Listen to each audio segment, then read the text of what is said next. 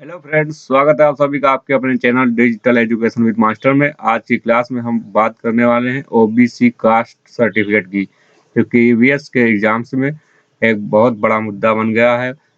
सभी अभ्यर्थी बहुत परेशान हैं कि कास्ट सर्टिफिकेट कौन सा होना चाहिए, स्टेट का या सेंट्रल का होना चाहिए, कैसे बनेगा, कहाँ बनेगा, कब का चाहिए, फॉर्म भरते समय लगेगा या नहीं लगेगा, कब तक बन जाता है, कि कहाँ बनवाएं, कैसे बनवाएं। ये सारी जो परेशानी है उसको हम आज एक ही वीडियो में सारी परेशानी हम कवर करने की कोशिश करते हैं। तो सबसे पहला मुद्दा था कि ओबीसी कास्ट सर्टिफिकेट जो है वो स्टेट का लगेगा या सेंट्रल का लगेगा केवीएस के एग्जाम में, ये बात होगी। और कैसे बनता है, कहाँ बनता है, कब का चाहिए, इसकी वैलिडिटी क्या होनी चाहिए, नया चाहिए या पुराना भी काम करेगा, तो फॉर्म भरते समय लगता है या नहीं लगता है। तो ये सारी बातें हम आज जानेंगे। चलिए सबसे पहले जानते हैं कौन सा लगेगा, स्टेट का या सेंट्रल का। तो स्टेट या सेंट्रल गवर्नमेंट का जो है कास्ट सर्टिफिकेट, तो जो केवीएस की वैकेंसी है ये आपकी सेंट्रल गवर्नमेंट की है। सेंट्रल गवर्नमेंट की वैकेंसी है केवीएस की, इसलिए वैकेंसी के अनुसार जैसी वैकेंसी होगी, जहाँ की जॉब होगी, उसी के अनुसार जो है कास्ट सर्टिफिकेट लगता है ओबीसी के लिए। स्पेशली ओबीसी के लिए, एससी एसटी और जनरल के लिए नहीं, सिर्फ स्पेशली ओबीसी के लिए जो है सेंट्रल और स्टेट दोनों का अलग अलग कास्ट सर्टिफिकेट बनता है। तो वैकेंसी जो है सेंट्रल गवर्नमेंट की है, तो कास्ट सर्टिफिकेट जो आपका लगेगा वो सेंट्रल का ही लगेगा। तो सबसे मेन बात क्लियर हो गई कि आपको कास्ट सर्टिफिकेट जो बनाना है वो सेंट्रल गवर्नमेंट का होना चाहिए। अगर सेंट्रल गवर्नमेंट का नहीं है तो आपका फॉर्म रिजेक्ट हो जाएगा, आप जो है वैकेंसी के लिए एलिजिबल नहीं होंगे। तो कास्ट सर्टिफिकेट आपको सेंट्रल गवर्नमेंट का बनाना है। आपका अगर नहीं है तो आप फॉर्म भर के बना सकते हैं। चलते हैं आगे। कब का चाहिए कास्ट सर्टिफिकेट, कब का होना चाहिए? तो ये आपका केवीएस पीआरटी की जो नोटिफिकेशन है उसका एक कटिंग है इसमें। तो the candidate should take a print out of the online application, affix a recent passport size photograph and preserve it them for their record and should not send them to केंद्रीय विद्यालय संगठन address और any other address. कह रहा है कि candidate application form भर के उसका प्रिंट आउट निकाल लें और प्रिजर्व कर लें, उसको सुरक्षित रख लें, और उसको किसी भी एड्रेस पर पोस्ट नहीं करना है। आप जो फॉर्म भर रहे हैं वो ऑनलाइन भर रहे हैं, इसलिए उसको ऑफलाइन कहीं पे जो है सेंड करने की जरूरत नहीं है।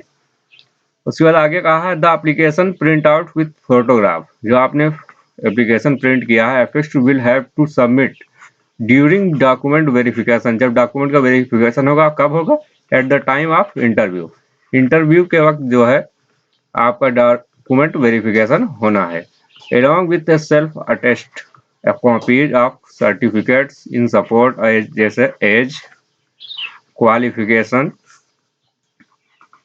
Experience, caste certificate, caste validity, non creamy layer, physical disability, EWS, ETC, जितने भी आपके पास डॉक्यूमेंट है ये सबका वेरिफिकेशन होगा इंटरव्यू के टाइम।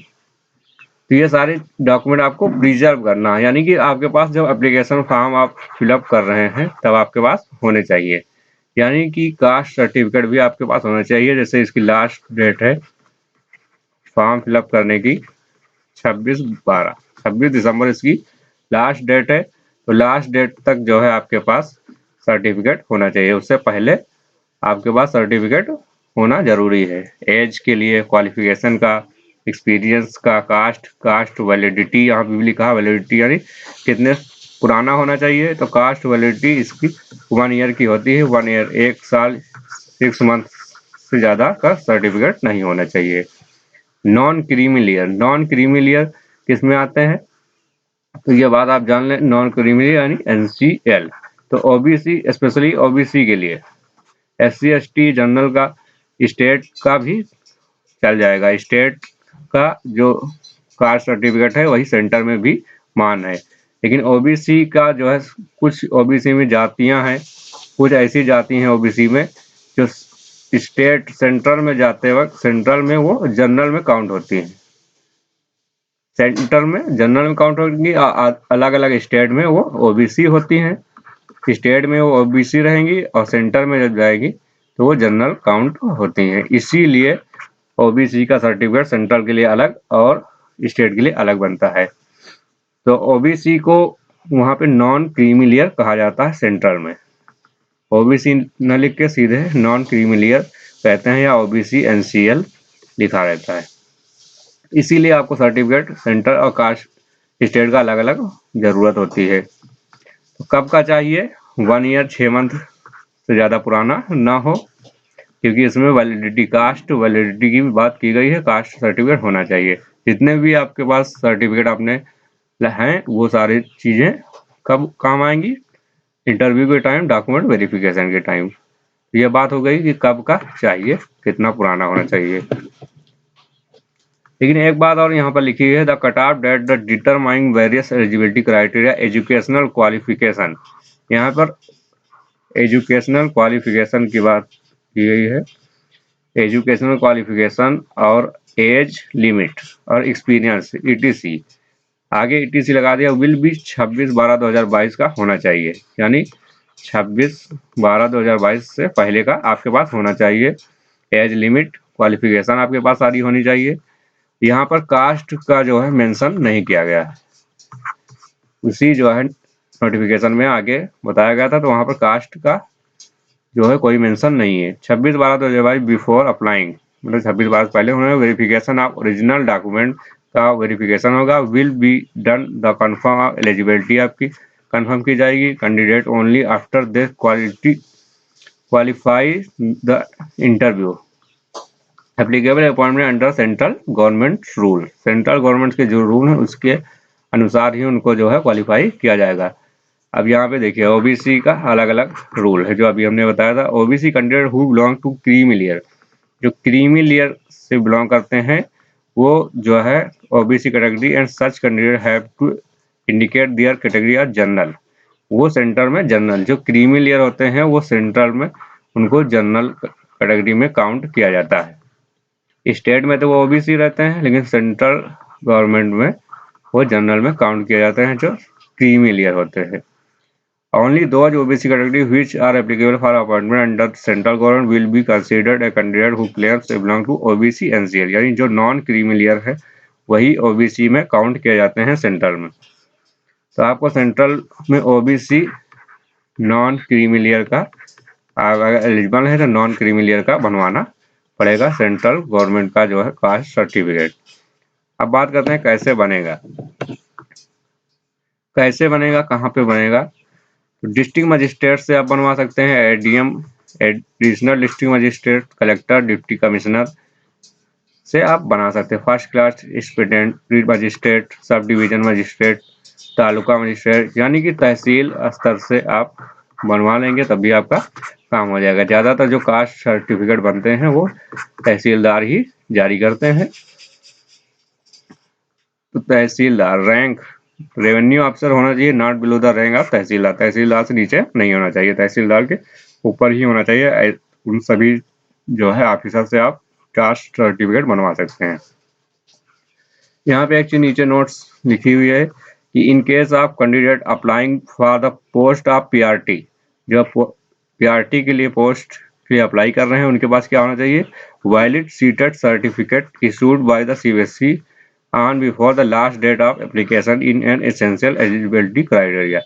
यानी 26 दिसंबर से पहले का आपके पास सीटेट का सर्टिफिकेट होना चाहिए। यह चीजें यहाँ पर मेंशन की गई है, खासतौर पर इस पर ज्यादा फोर्स किया गया है कि आपके पास सीटेट का सर्टिफिकेट होना कंपलसरी है। कास्ट सर्टिफिकेट अगर आपके पास नहीं भी होता है तब आप कोई दिक्कत नहीं होगी, उसके लिए आप जनरल में काउंट करके भी आप अप्लाई कर सकते हैं।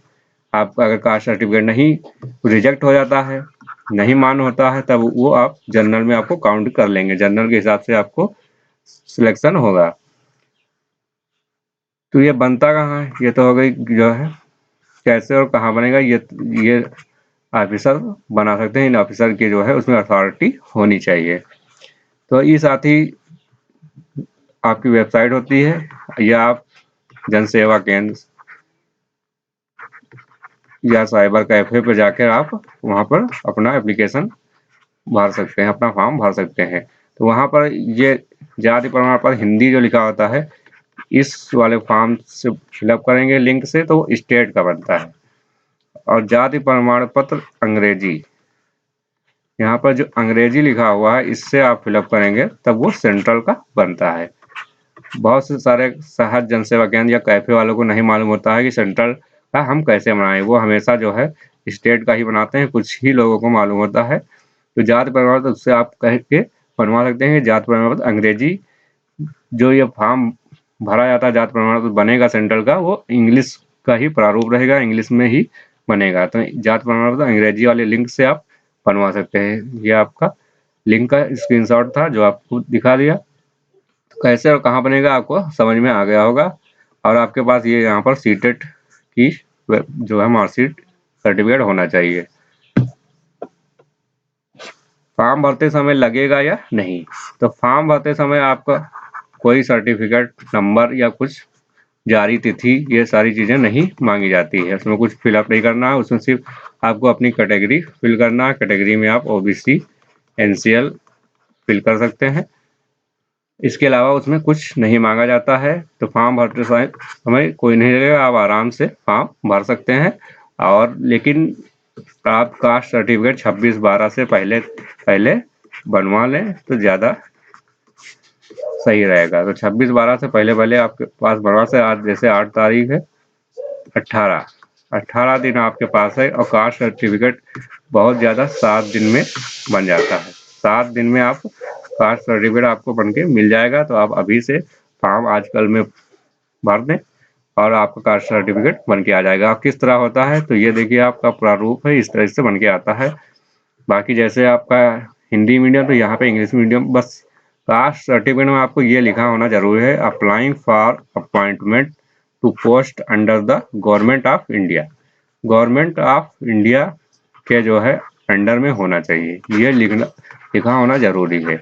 इसी से आपका कंफर्म होगा कि आपका ये सेंट्रल का कास्ट सर्टिफिकेट है। बाकी जारी करते हैं तहसील यूपी ही, ना कि सेंट्रल का कोई ऑफिसर जारी करता है, यूपी का ऑफिसर ही जारी करता है। बाकी यहाँ पे लिखा होना चाहिए certificate to be produced by other backward class applying for appointment to post under the government of India. जो रेजुलेशन नंबर जो आपका जो है बताया गया, फॉर्मेट जो दिया है, वो सारी चीजें इसमें मेंशन है। और यहाँ पे एक चीज और मेंशन होती है, this is also to certify that she does not belong to the person section creamy layer mentioned in column 3। यानी वो क्रीमी लेयर में नहीं आता है, belong to not belong, creamy layer में बिलोंग नहीं करता है, वो एनसीएल नॉट क्रीमी लेयर है। तो ये सारी चीजें सर्टिफाइड की जाती हैं। तो ये हो गया आपका कैसे बनता है और कहाँ बनेगा। तो आप इस तरह के बनवा लें क्योंकि ये बहुत ज़रूरी है। आपका कास्ट सर्टिफिकेट ओबीसी एनसीएल के लिए बहुत ज़रूरी है, सिर्फ ओबीसी कैटेगरी के लिए ज़रूरी है। एससी एसटी का स्टेट का ही मान होगा, वो स्टेट वाला ही उनका मान होगा। जनरल ईडब्ल्यूएस वाला भी स्टेट का मान होगा। फिर ओबीसी के लिए जो है अलग से बनवाना होता है, क्योंकि ओबीसी में कुछ जातियां ऐसी हैं जो जनरल में जाकर सेंट्रल में जाके जनरल कैटेगरी में आ जाती हैं, इसलिए ओबीसी का कास्ट सर्टिफिकेट स्टेट और सेंट्रल का अलग अलग बनता है। तो ओबीसी कैटेगरी वाले जरूर ध्यान दें और उनको कास्ट सर्टिफिकेट 26 तारीख से पहले बनवा कर रख लें। ये जरूरी बातें थी कास्ट सर्टिफिकेट से जो आपको हमने बताई है। तो आप कास्ट सर्टिफिकेट जरूर बनवा लें, ओबीसी वाले स्पेशली। कैसे बनता है और किस तरह का होता है, ये सारी चीज़ें हमने आपको यहाँ पर बता दी हैं। तो आप वीडियो पर चैनल पर पहली बार आए तो इसे सब्सक्राइब जरूर करें और अपने फ्रेंड्स में शेयर जरूर कर दें।